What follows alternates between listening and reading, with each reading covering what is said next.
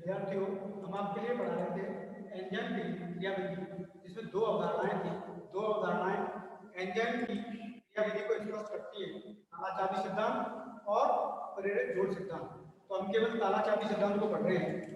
इस अवधारणा को देने वाले एमिल फिशर थे और इन्होंने क्या बताया था कि एंजाइम और अभिकारक में पूरकीकरण संबंध पाया जाता है। तो पूरकीकरण संबंध से मतलब है ये एंजाइम में क्या है, सक्रिय स्थल है, एक्टिव साइट है।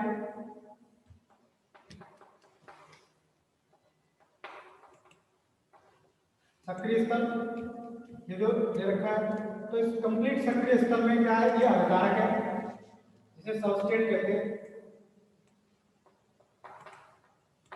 ये सबस्ट्रेट इसमें क्या हो जाएगा, फिट हो जाएगा। अर्थात ये जो अभिकारक है, अभिकारक का आकार इस प्रकार का है कि एंजाइम का जो सक्रिय स्थल है वो उसके पूरक है, वो उसमें आसानी से फिट हो सकता है। तो इसी को हम क्या कहते हैं, पूरकीकरण संबंध कहते हैं। इन्होंने एक और बात बताई थी कि एंजाइम मध्यवर्ती उत्पाद बनाते हैं।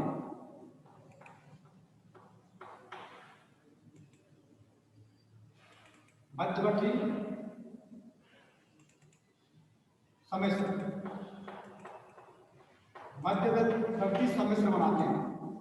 इंटरमीडिएट कॉम्प्लेक्स क्या बनाते हैं, मध्यवर्ती सम्मिश्र बनाते हैं। उन्होंने ये भी बताया। तो जो मध्यवर्ती सम्मिश्र की बात कर रहे हैं,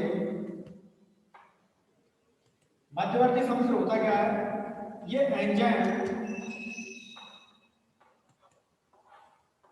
अभिकारक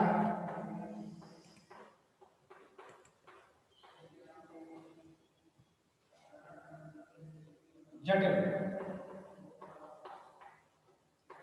तो मध्यवर्ती सम्मिश्रण किसे कह रहे हैं, जो एंजाइम और अभिकारक जब आपस में जुड़ जाते हैं तो उसे ही क्या कहते हैं, एंजाइम अभिकारक जटिल। तो ये इसमें बनता है। और यहां ये भी बताता है यह सिद्धांत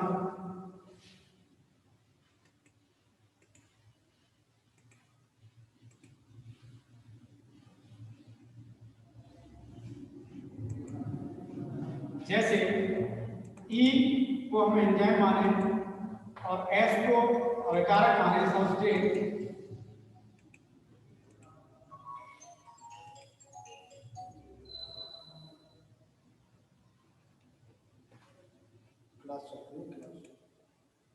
क्लास चलती है।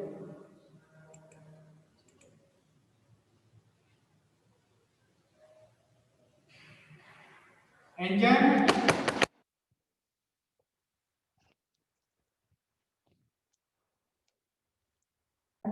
आप जानते हैं एंजाइम और ये सबस्ट्रेट क्या है, अभिकारक है। तो इनसे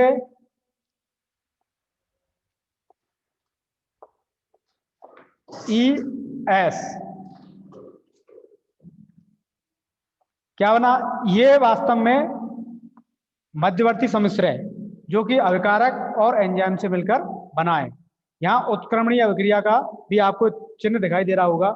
इसके बाद E और S किस में बदलेंगे, एंजाइम तो अलग हो जाएगा, प्लस एक प्रोडक्ट बनेगा P, जिसे उत्पाद कह रहे हैं।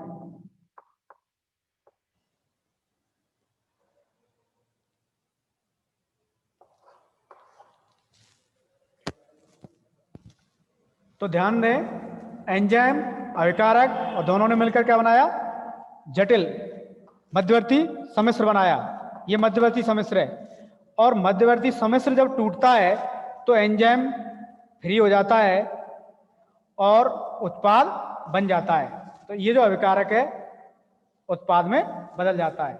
तो यहाँ आपको ये जो उत्क्रमणीय अभिक्रिया का जो निशान आपको दिखाई दे रहा है, ये वास्तव में देखा जाए तो ये बताता है कि एंजाइम से प्रेरित अभिक्रियाएं कैसी होती हैं, उत्क्रमणीय होती हैं। तो ये सिद्धांत हमें ये भी बताता है कि एंजाइम से प्रेरित अभिक्रियाएं उत्क्रमणीय हैं। तो देखो यहाँ पे दोनों दिशाओं में साम्य स्थापित हो जाता है। किनके मध्य, एक तो मध्यवर्ती सम्मिश्र और अभिकारक और उत्पाद के मध्य। यहाँ साम्य स्थापित हो गया। साम्य स्थापित होने से मतलब है कि अवक्रिया दोनों दिशाओं में गतिशील है, अवक्रिया दोनों दिशाओं में गतिशील है। तो ये सिद्धांत ये भी बताता है कि एंजाइम अवक्रिया की दिशा को प्रभावित नहीं करते, केवल दर को प्रभावित करते हैं, क्योंकि यहाँ साम्य को प्रभावित नहीं किया जा रहा है, अवक्रिया के साम्य को प्रभावित नहीं किया जा रहा है। तो ध्यान रखें, ये केवल अवक्रिया की दर को क्या करते हैं, बढ़ाते हैं, अवक्रिया के दर को बढ़ाते हैं, दिशा को परिवर्तित नहीं करते।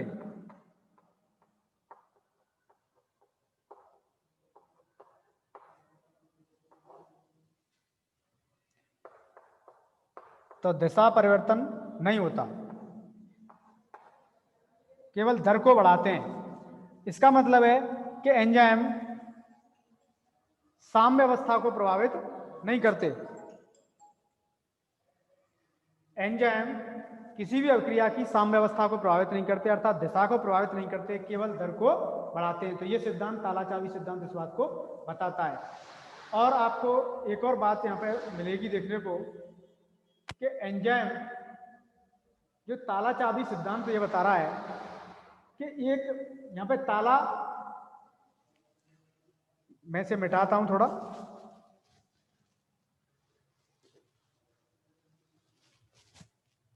यहां पे जो ताला है वो वास्तव में क्या है, अविकारक है। ये अविकारक को दर्शाता है। और जो चाबी है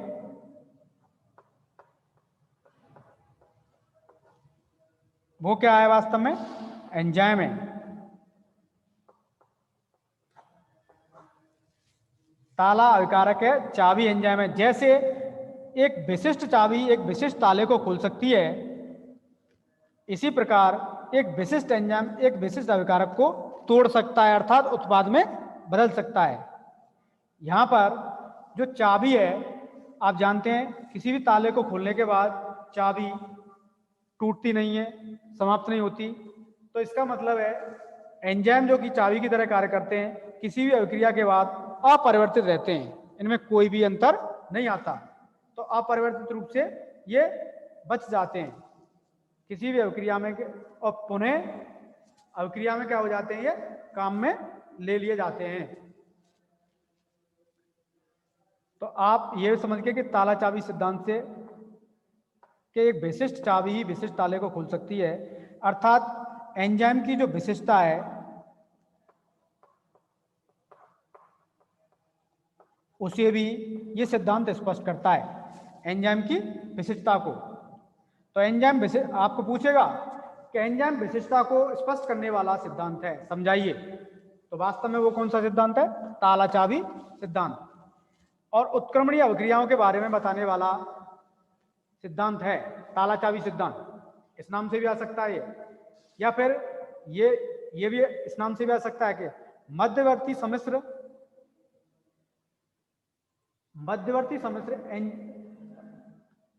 एंजाइम अवधारणा की, मतलब कौन सी अवधारणा है जो मध्यवर्ती सम्मिश्र को स्पष्ट करती है। एंजाइम क्रियाविधि की कौन सी अवधारणा है जो मध्यवर्ती सम्मिश्र के बनने को स्पष्ट करती है। तो कौन सा सिद्धांत है, ताला चाबी सिद्धांत। तो यहाँ पे जो एंजाइम है ये आपको दिखाई दे रहा है, ये दोबारा से किसी भी अभिकारक के लिए पुनः कार्य करने के लिए तैयार हो जाता है, या किसी भी अभिकारक को उत्पाद में बदलने में दोबारा सक्षम या उपलब्ध हो जाता है।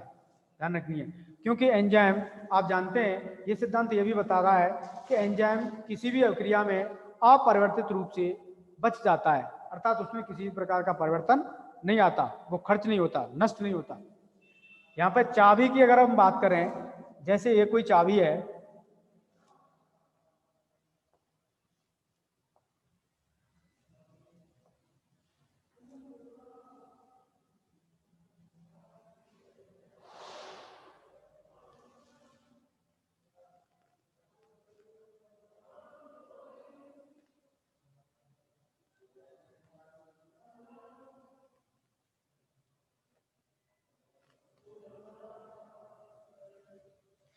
तो ये चाबी के आपको यहाँ पे जो खांचे दिखाई दे रहे हैं, नॉच एज पार्ट दिखाई दे रहा है, तो ये वास्तव में सक्रिय स्थलों को दर्शाता है।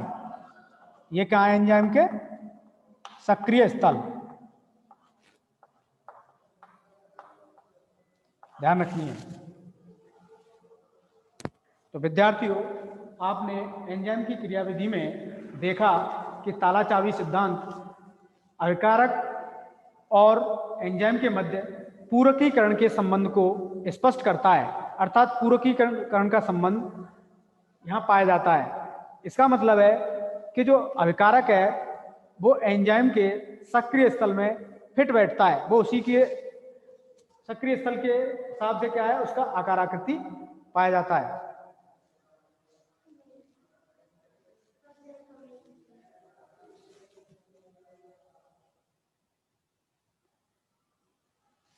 ध्यान रखें, जो ताला है, जो ताला होता है वो एक तरीके से ताले को हम अभिकारक मान रहे हैं और चाबी को क्या मान रहे हैं। आप ऐसा ना सोचें कि चाबी तो छोटी है सर, एंजाइम बड़ा होता है, ऐसा नहीं है। ये सिद्धांत यही बताता है कि एक विशिष्ट चाबी ही विशिष्ट ताले को खोल सकती है। तो चाबी यहाँ पे एंजाइम है और ताला क्या है, अभिकारक है। ध्यान रखें, ताला अभिकारक है और चाबी एंजाइम है। अब अगर हम ये देखें तो ये सिद्धांत हमें क्या बता रहा है, पूरकीकरण संबंध को बता रहा है, एंजाइम विशिष्टता को भी बताता है और एंजाइम अपरिवर्तित रूप से खर्च नहीं होते उस बात को भी बताता है। और हमें क्या बताता है कि मध्यवर्ती उत्पाद बनते हैं और मध्यवर्ती उत्पाद टूटने के बाद ही एंजाइम फ्री होता है और उत्पाद बनता है। तो मध्यवर्ती सम्मिश्र के बारे में भी यह सिद्धांत बताता है। जैसे हम इस क्रिया को दिखाएं,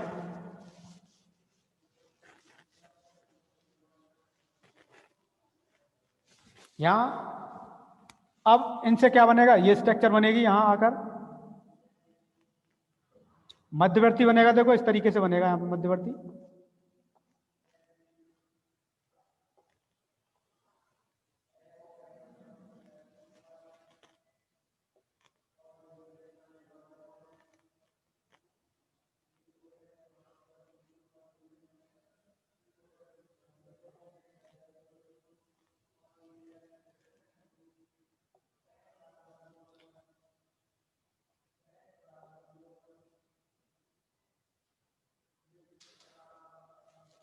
एक तो नीचे बनाना पड़ता है, ऊपर लेता हूं थोड़ा।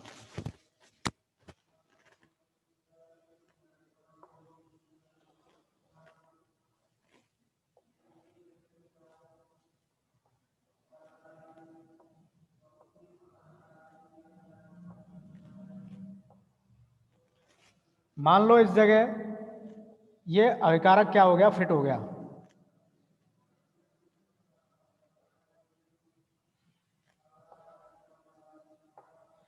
यहां अभिकारक,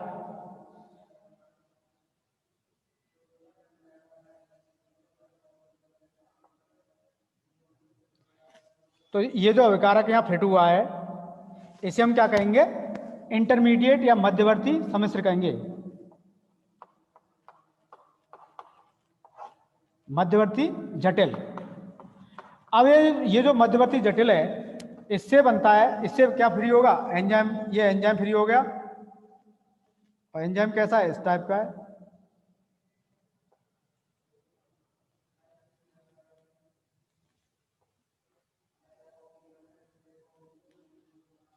तो ये तो एंजाइम और यहां पे आपको क्या मिलेगा, अभिकारक तो समाप्त। अब ये मान लो कोई उत्पाद है ये, तो इसे कहते हैं हम उत्पाद। और एंजाइम देखो, एंजाइम में किसी भी प्रकार शुरुआत में भी ऐसा ही था, अब भी ऐसा ही है। तो एंजाइम अभिक्रिया के अंत में अपरिवर्तित रूप से क्या रहता है, बच जाता है। तो मध्यवर्ती जटिल ये बनता है। देखो अब हम दूसरे सिद्धांत के बारे में चर्चा करेंगे, प्रेरित जोड़ सिद्धांत।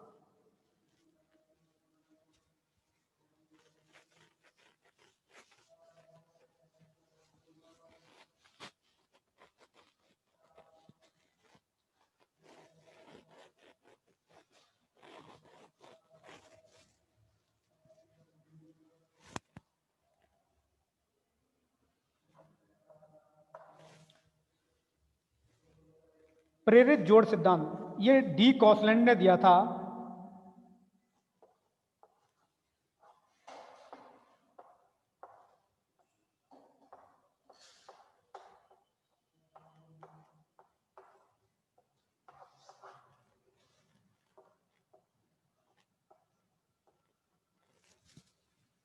डी कॉसलैंड। तो ये जो सिद्धांत दिया था डी कॉसलैंड ने दिया था, ध्यान रखें। ये सिद्धांत क्या बताता है? ये सिद्धांत बताता है कि एंजाइम और अभिकारक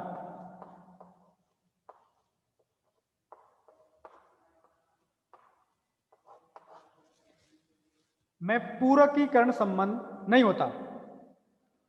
तो इन्होंने ये बताया कि एंजाइम और अभिकारक में शुरुआत में, मतलब प्रारंभ में जब अभिक्रिया शुरू होगी, कहने का मतलब है शुरुआत में नहीं होता ये पूरकीकरण संबंध, शुरुआत में पूरकीकरण संबंध नहीं होता।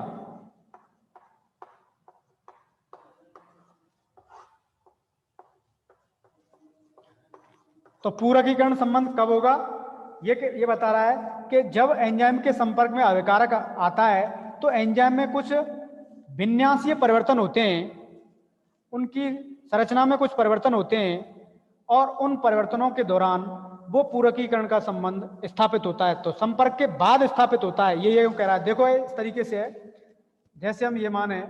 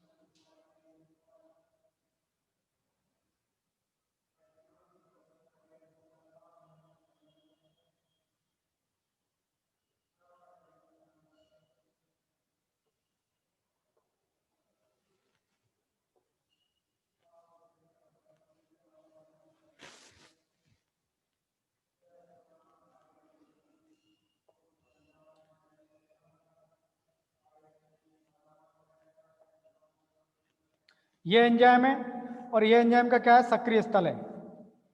तो प्रारंभ में इसका जो अभिकारक का आकार है वो सक्रिय स्थल के समान नहीं है, जैसे पहले दिखाया गया था, समान था।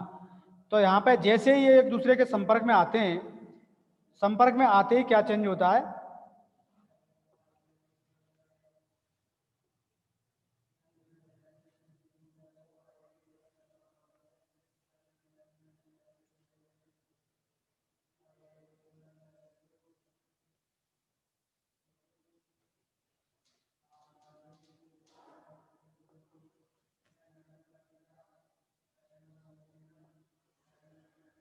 तो संपर्क में आते ही अभिकारक के समान बन जाता है ये।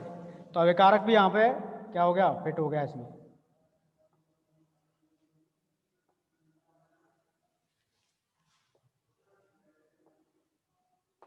अलग दिखाने के लिए अभिकारक को हम ऐसे कर लेते हैं।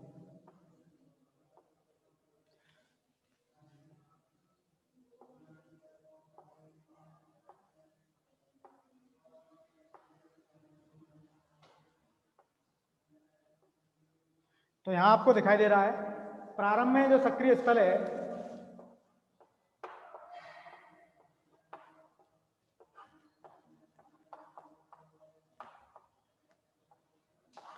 प्रारंभ में जो एंजाइम का सक्रिय स्थल है वो अभिकारक के समान नहीं है, अभिकारक के आकार के समान नहीं है, परंतु जैसे ही संपर्क में आते हैं वो अभिकारक के समान हो जाता है। अर्थात इन्हें शुरुआत से ही बिना मतलब जब तक अभिकारक एंजाइम के संपर्क में नहीं आएगा तो एंजाइम का सक्रिय स्थल अभिकारक के पूरक नहीं होगा।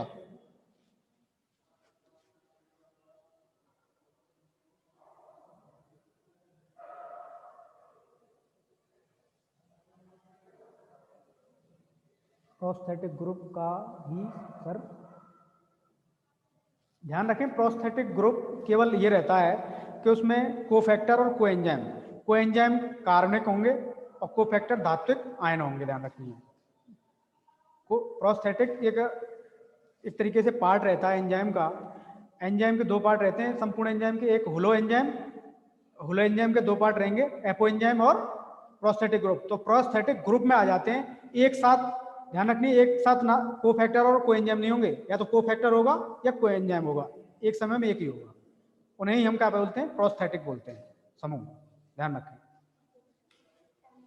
Okay ma'am, thank you.